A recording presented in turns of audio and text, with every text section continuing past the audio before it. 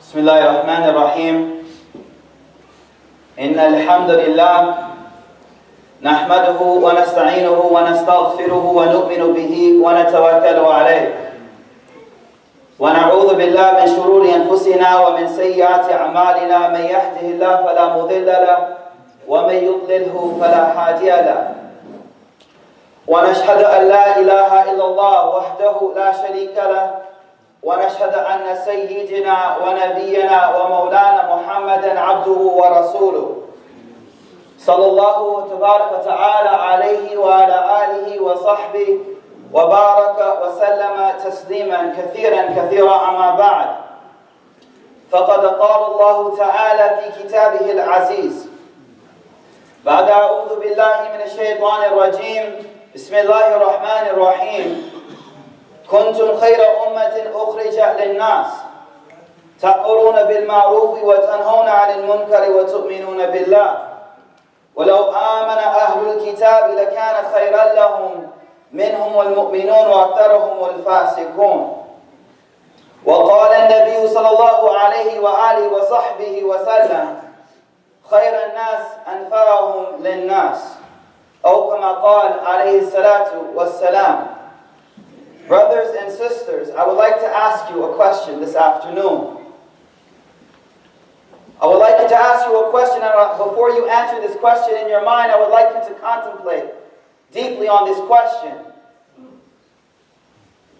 My question to you is, how much are you valued in the community? How much are you valued in your family? What is your value? See, the way you answer that question will tell me something. The way I answer that question will inform me about something deeper. Number one, it will inform me about how much Allah values me. It will inform me how much Allah subhanahu wa ta'ala values me. How much I am valued in my community, how much I am valued in my family. And the second thing that this question will inform you, it will tell you how much power you have, how much strength you have, and how much influence you have. So I pose the question to you again. How much are you valued, O Abdullah, O Aisha, O Omar, Mikaeel? I ask you the question, how much are you valued in the community? Think over that question as I narrate to you an incident from the life of our beloved companion of the Prophet sallallahu alaihi wasallam, صاحبهما في الغار صاحبه في الغار Abu Bakr as-Siddiq radiyallahu an. Abu Bakr radiyallahu an is the first Khalifa of the Rasul sallallahu alaihi wasallam. He was a close friend of the Prophet sallallahu alaihi wasallam, and he even did hijrah with the Prophet sallallahu alaihi wasallam to Medina. He traveled with him and migrated to Medina. Well before that, in the early stages of Islam, there was a lot of persecution, hardship coming on the Muslims of Mecca. They were a minority like we are today, a minority. Very few of them. And Abu Bakr radiallahu anh, like other Sahaba, got permission from the Prophet ﷺ to leave Makkah. Some of them went to Ethiopia, Abyssinia. Some of them went wherever they could go to alleviate the pressure of being a religious minority in a place that had no tolerance for anything different. So the story I want to tell you is about when Abu Bakr was leaving. This story is narrated in many of the books of Tariq, in many of the books of history and hadith, that as Abu Bakr as-Siddiq was leaving Mecca, he packed his bags, he was ready to go, he was done with Mecca. The hadith tells us that as he was leaving Mecca, he left. خرج أبو بكر مهاجرا قبل الحبشة حتى إذا بلغ برق الغمار لقي ابن زغنة وهو سيد القار He says that as Abu Bakr was leaving, he packed his bags. He's leaving the city of Mecca. He's like, I'm done with this place, Mecca. I'm leaving. I'm going to Abyssinia. As he's leaving, a non-Muslim coming into Mecca on the same route that he was leaving Mecca from. This man's name was Ibn Daghina. As he's leaving Mecca, this man is coming in. So he sees Abu Bakr radiallahu anhu. He sees that he's leaving. So he stops him. And he says, Aina turid ya Abu Bakr? Oh, Abu Bakr, where are you headed, man? Where are you going? Bags all packed?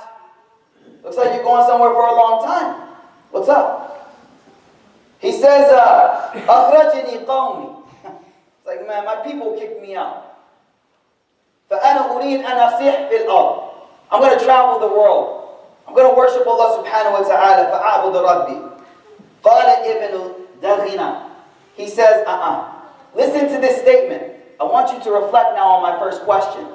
My first question to you today in today's khutbah was, how much are you valued in your community? How much are you valued in your family? And the answer you give to that question, I told you, would let you know how much strength, how much influence, how much power you have, and how much value you have in the sight of Allah subhanahu wa ta'ala. As Abu Bakr is leaving, and Ibn Daghina says to him, where are you going, bro? Where are you headed to? He says, I'm leaving. I'm going to Habasha so I can worship Allah subhanahu wa ta'ala. Ibn Daghina, a non-Muslim at the time, what does he say? He says, He says, إِنَّ مِثْلَكَ لَا يَخْرُجْ وَلَا يُخْرَجْ فَإِنَّكَ تَكْسِبُ الْمَعْدُومِ وتصل الرحم وتحمل الكلب وتقرئ الضيف وتعين على نوائب الحق فأنا لك جار. He goes, you live in Mecca, Abu Bakr? He says, مثلك لا يخرج. He's like, nah. A man like you never leaves this place. A man like you, your status, never leaves Mecca. ولا يخرج. And a man like you, by no means will we ever let you be kicked out of this place. Not happening. He says, now look at why. I want you to see why he values him so much. I want you to see why he places so much value on this Muslim who he doesn't even share a religion with. He says, فَإِنَّكَ تَكْسِبُ الْمَعْدُومِ. He says, you work hard, earn wealth for people who have nothing. وَتَصِلُ الرَّحَمِ. You keep the families close together. You work hard to keep the family tight. وَتَحْمِلُ الْكَلْبِ. You carry burdens for other people. This is what you do. وَتَقْرِئُ الضَّيْفِ. When guests come, you sacrifice everything for them. You welcome the guests. وَتُعِينُ عَلَى نَوَائِبُ الْحَقِّ. He says, and any time there's some struggle for good, you're always helping. Brothers and sisters, Dr. Sherman Jackson, a leading Muslim intellectual of today, says the reasons Muslims don't have power is because they lack three things. The reason Muslims don't have strength and influence is because they lack three things. Number one, economical influence. Number two, political influence. And number three, which is the subject of today's khutbah, is social capital. What is social capital? Social capital is your value in the sight of your community. How much your community values your presence.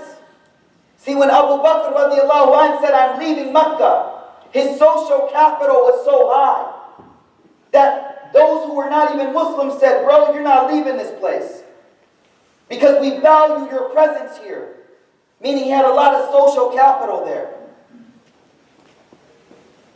And he listed all of these things he was doing for the community that were purely for the sake of the community and not for the sake of his own selfish gains. The thing that we lack, brothers and sisters, the thing that's tearing apart the masajid, is we've broken into individualists. We've broken into a mindset of individualism where we pray together, but then we go our own ways. The thing that kept this man in Mecca, Abu Bakr as-Siddiq, was how much he was serving the humanity and the community. And that is what happened. So this man, Ibn Daghina, he says, you're not leaving. Ana laka jar. He says, I got your back. I got your back. You're not getting kicked out. Let's go back. Ibn Dakhina goes to the Kaaba, holding Abu Bakr's hand, radiallahu anh. He goes to the Kaaba, that's downtown, City Hall. He goes to City Hall, and he goes, this guy right here, these Muslims, no. They invest too much in our community. No way they're leaving. Not happening. He says, Ana lahu jah. This guy's under my protection. No one ever touch him again. You know what the people of Mecca said? Okay, no problem. If you got him, you got him. And Abu Bakr radiallahu anh stayed in Mecca, worshipping Allah subhanahu wa ta'ala. Why? Because he had social capital, brothers and sisters. He had social capital. You know what's even more profound about this story? If you look at the words that Ibn Dakhina says, if you know Arabic, you can be familiar with the words that he says. He says, فَإِنَّكَ تَكْسِبُ الْمَعْدُومِ وَتَسِرُ الرَّحَمِ وَتَحْمِلُ الْكَلْبِ وَتَقْرِئُ الضَّيْفِ وَتُعِينُ عَلَى نَوَائِبِ الْحَقِّ. You know who said those very same words? If you know the seerah, the story of the Prophet ﷺ, when the Prophet ﷺ went to the cave and was there by himself, and Jibreel alayhi salam, Gabriel came to him with the revelation, right away he got scared. He was worried. He was worried that some hardship was going to come. And he runs back to Khadija radiallahu anha. And he goes, Zammiluni, Zammiluni. Now you know the story because you know the song, right? Zammiluni, Zammiluni. And he says, Khashitu ala nafsi. He says to her, I'm worried about my own well-being. I'm worried about myself. She goes, no. La yukhziq Allah abadan. She goes, no. What you worried about? Allah will never humiliate you. So he goes, how do you know that? فَإِنَّكَ تَكْسِبُ الْمَعْدُومِ. She says the exact same words. Meaning she understood. This is my point. She understood that the divine help, divine assistance, divine quwwah, strength, comes from your social capital and what you've invested into the community. She understood that. And this is what we're lacking today in our masajid. Reflect over our communal well-being. How often we eat together. How often we sacrifice for one another.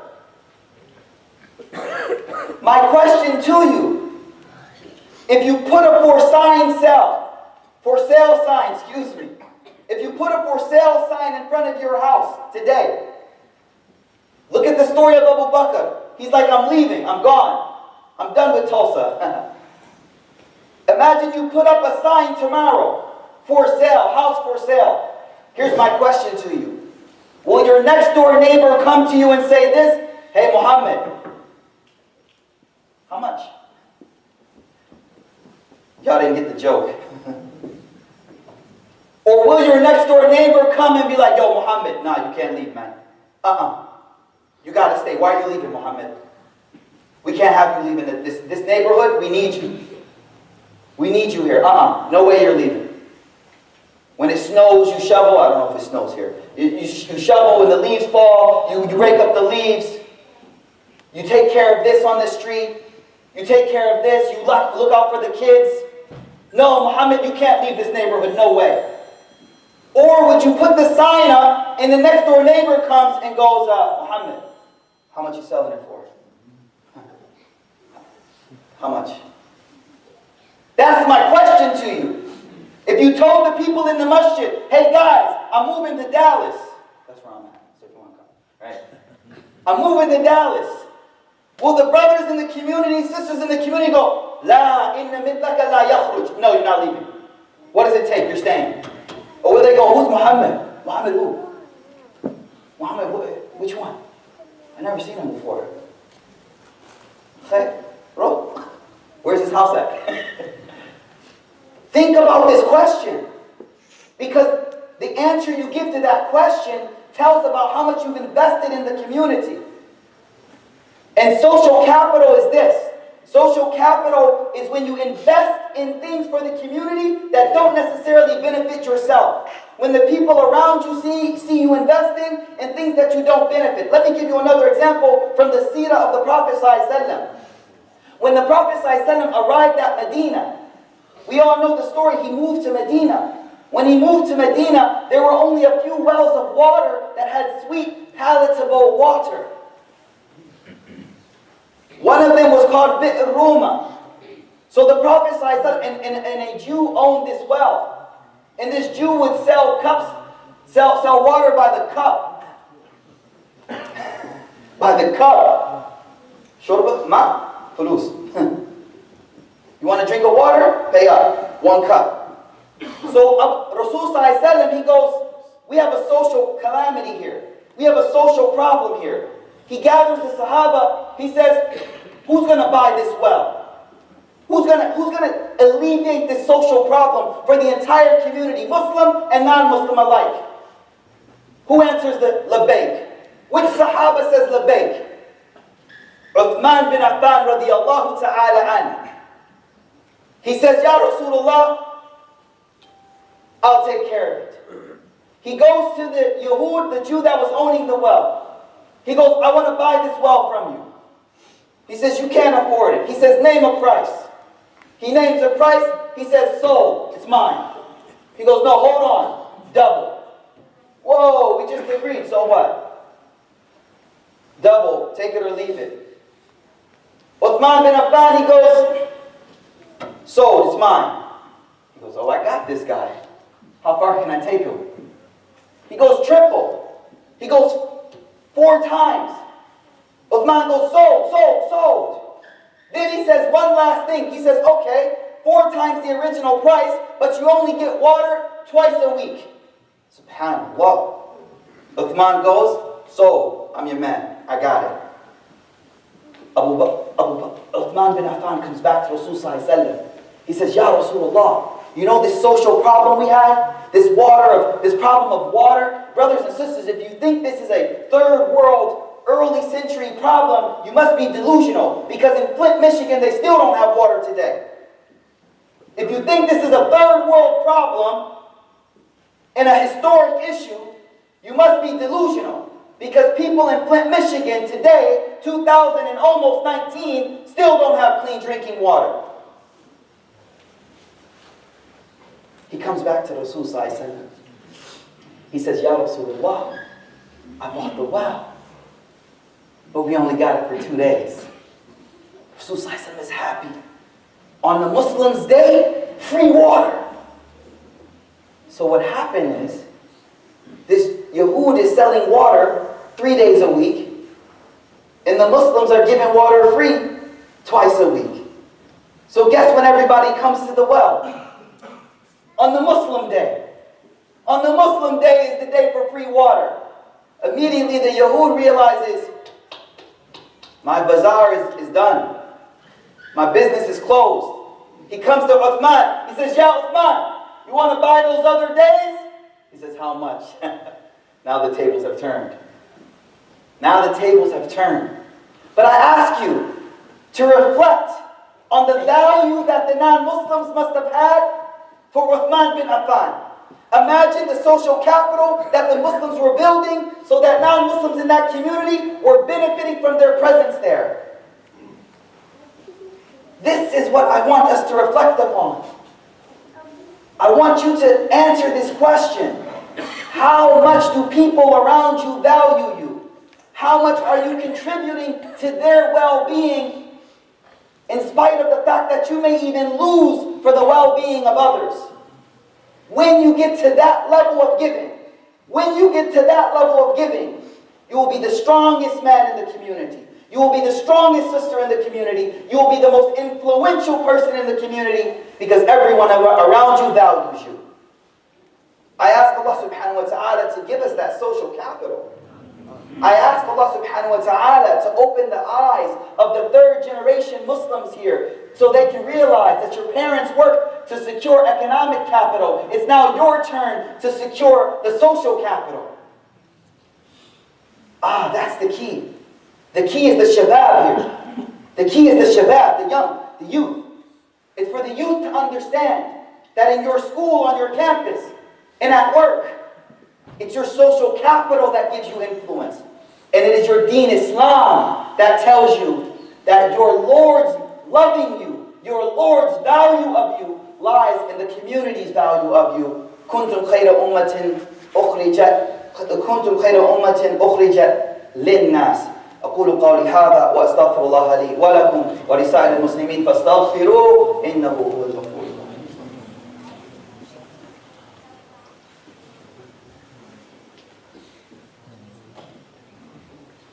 إن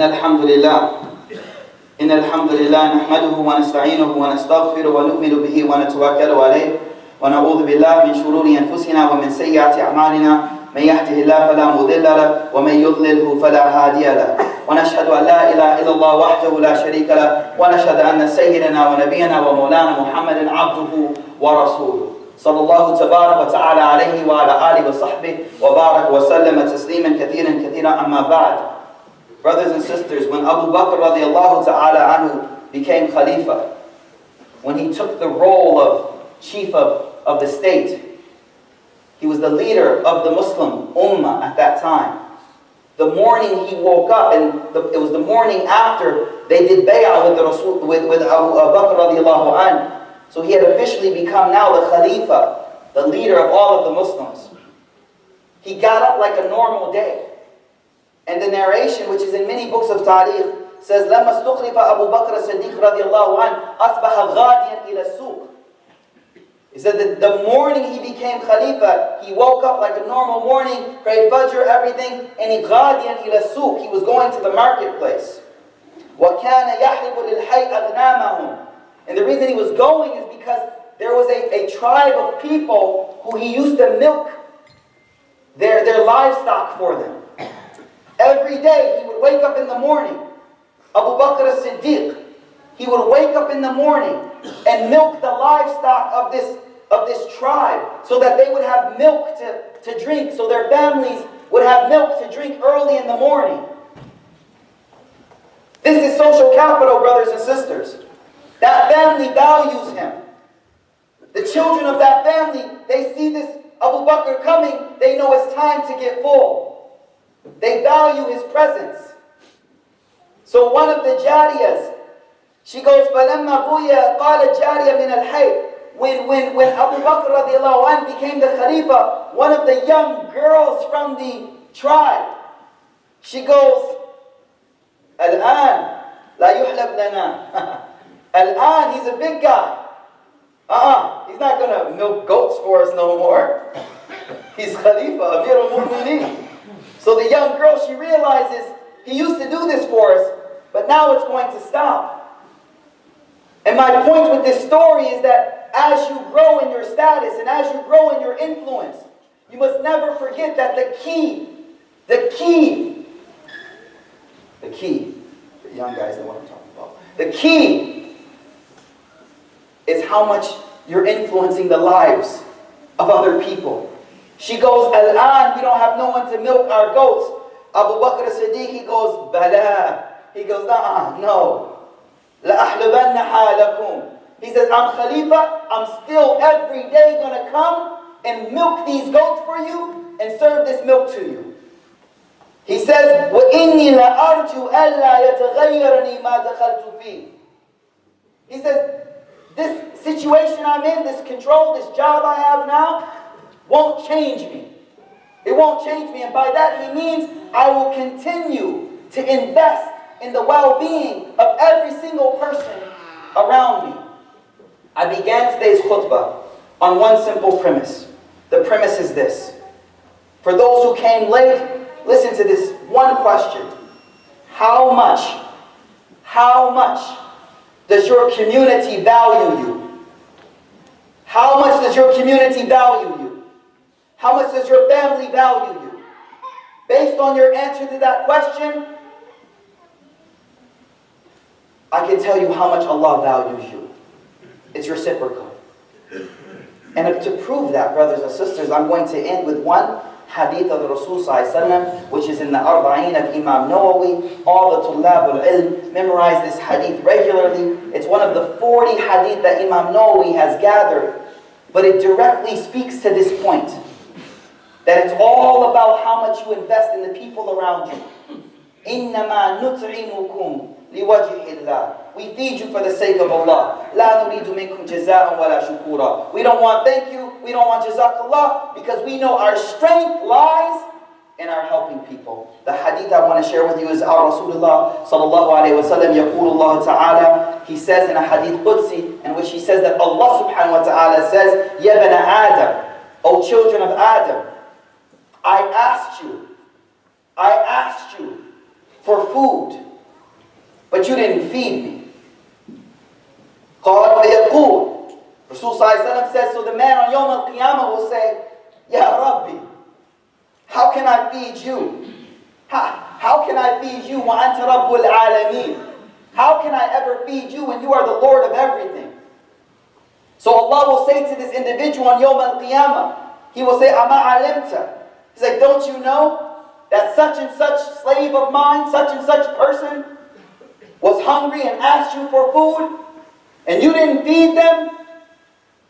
Ama alimta, don't you know? Didn't you hear khutbah on December 21st? Didn't you hear?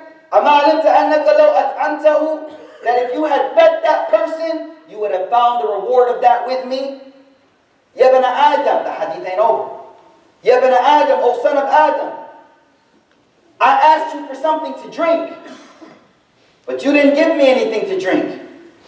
The person will say, Ya Rab, O Allah, how can I ever give you something to drink when you are the creator of everything?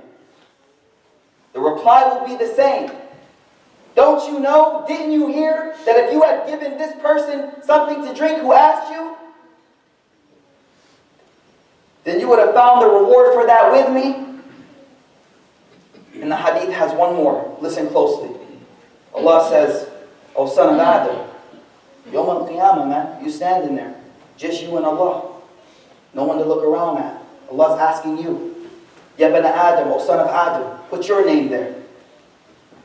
I was sick. I was bimam. I was marid. I was sick. And you didn't come and visit me. The person will reply the same way. Ya Allah, how can I visit you? How can you get sick? You're the creator of everything.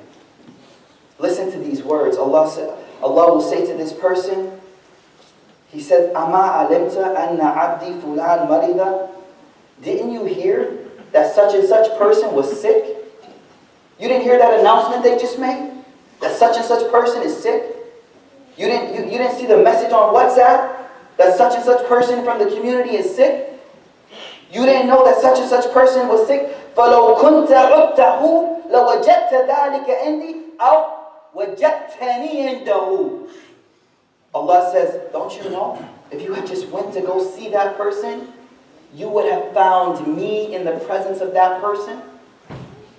Allah is saying, you want to find Allah? Go to the hospital. You want to find Allah? Go to the children's hospital with the sick children. Go sit with them. Go laugh with them. Take them toys. Make them smile. Allah says, you want to find me? I'm there. Right down the street. Where's our social capital? May Allah subhanahu wa ta'ala give us strength. May Allah give us true strength. The strength where our neighbors don't want to ever see us leave.